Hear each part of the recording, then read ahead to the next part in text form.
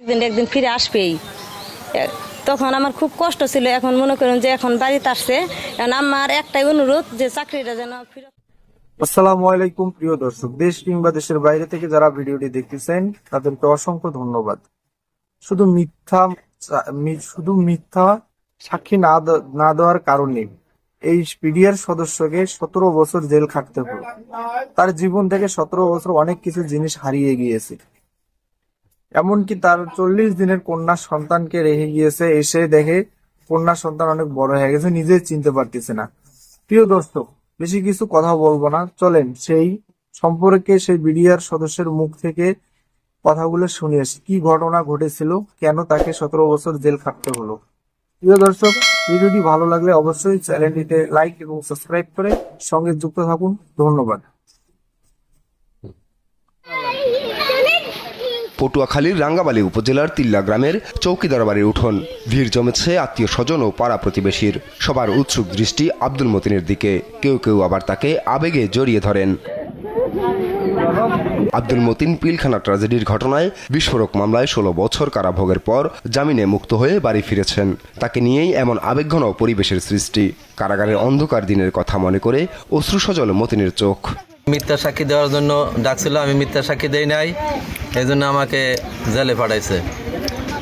এর বিচার আল্লাহ করবে এবং আমি আল্লাহর কাছে বিচার চাই। যে আমার ভাই এই চাকরির জন্য আমরা সরকারের কাছে আকুল আবেদন জানাতেছি যে যে আমার ভাইয়ের চাকরি যে পূর্ণ বহাল দিতে পারি, এটাই আমাদের কাম্য। এই মিথ্যা সাক্ষী না দেওয়ার কারণে স্বৈরাচার সরকারের কারণে এই তার ঘরের অবস্থা চাইয়ে দেখেন কি অবস্থা। পোলাপান কোথায় কোথায় ভাসমান অবস্থায় দেশে দেশে ঘুরিয়ে টুরিয়ে পোলাপান গুলা করছে। 2019 সালের ডিসেম্বরে বিজিবিতে চাকরি হয় মতিনের ছোট ছেলে আসাদুজ্জামান সাগরের। অজ্ঞাত কারণে 6 মাসের মধ্যে তাকে চাকরি থেকে অব্যাহতি দেওয়া হয়। দুজনেরই চাকরি পুনর্বহালের দাবি। 19 সালে বিজিবিতে চাকরি পাওয়ার পরেও আমাকে ট্রেনিংয়ে ডাকা হয়। ট্রেনিং ঠিক 6 মাস পরে পাসিং আউটের 5 দিন আগে আমাকে মিথ্যা কারণ দেখিয়ে আমার বাবার ষড়যন্ত্রের সাথে ষড়যন্ত্র মিল রেখে আমাকেও সেই ষড়যন্ত্রের অন্তর্ভুক্ত করা হয়।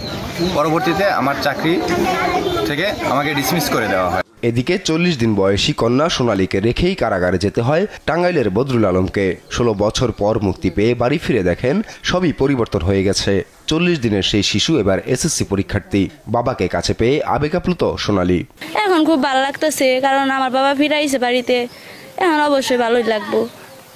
আল্লাহ আমার বাবাকে ফিরাই দিছে, এটাই আল্লাহর কাছে হাজার শুকরিয়া।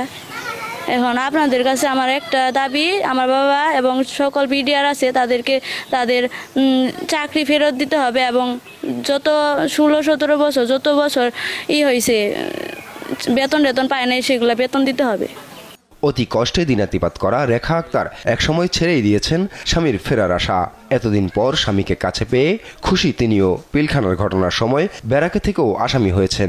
দাবি করে চাকরিতে পুনর্বহাল ও ক্ষতিপূরণ চাইলেন বদরুল। মাত্র সন্ধ্যা 40 দিনের বাচ্চা, তাকে আমি স্পর্শ করতে পারি নাই, এবং কি আমি জেলে থাকা অবস্থায় আমার আব্বা এবং আম্মা মারা গেছে, তাদেরকে আমি দাফন কাফন বা দেখতেও পারি নাই, তাদের কবরটাও আমি দেখতে পারি নাই। না, এই ঘটনার সাথে আমরা কোনো কিছুই জানতাম না। আমরা তো প্যারেডে ছিলাম, প্যারেডে শেষ হবো আমরা ছুটি চলে আসবো, আমাদের কার্যক্রম সকল কার্যক্রম আমাদের শেষ হয়ে গেছিল। তো আমরা ছুটি যাওয়ার জন্য প্রস্তুত হয়েছিলাম, কিন্তু আমরা ছুটি আর যাইতে পারি নাই।